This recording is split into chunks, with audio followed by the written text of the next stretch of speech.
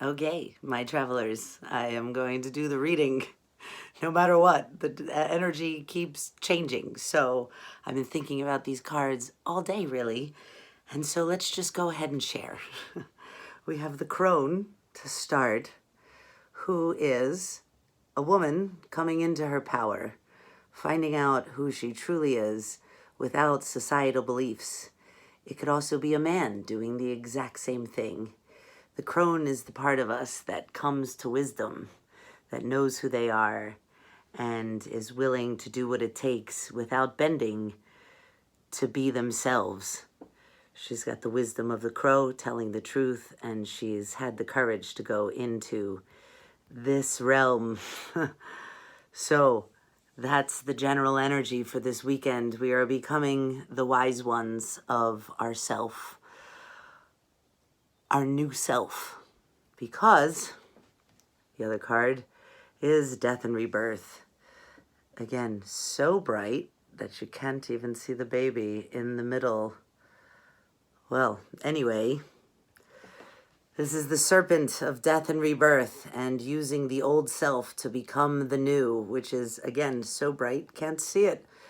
But it is birthing the new you, and birthing the new earth, and birthing the new wise ones, birthing the creativity.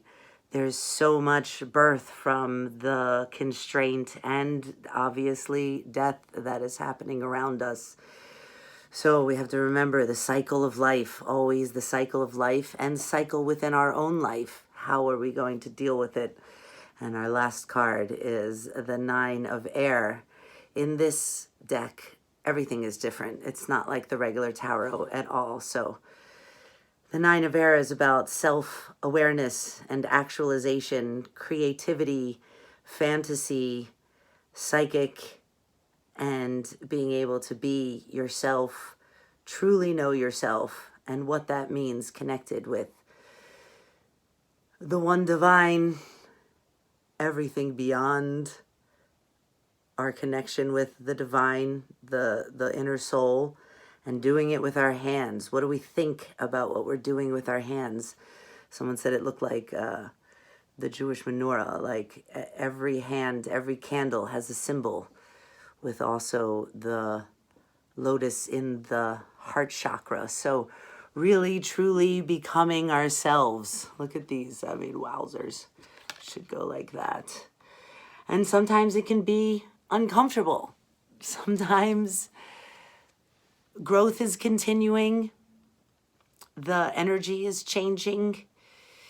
And sometimes you feel like you just need to lay down for a minute. I had to do it twice today. So, but then you get up and you're energized again. You can feel it in your stomach. You can feel it in your head. You can feel it.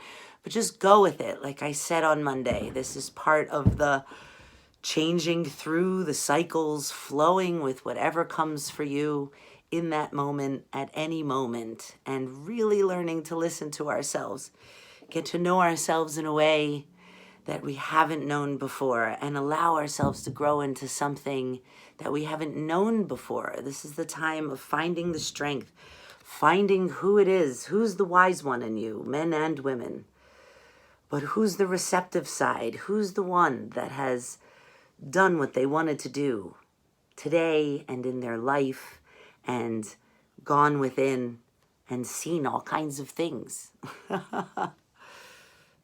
I can really relate to this. The crows are talking to me a lot, and I go into this place fairly often.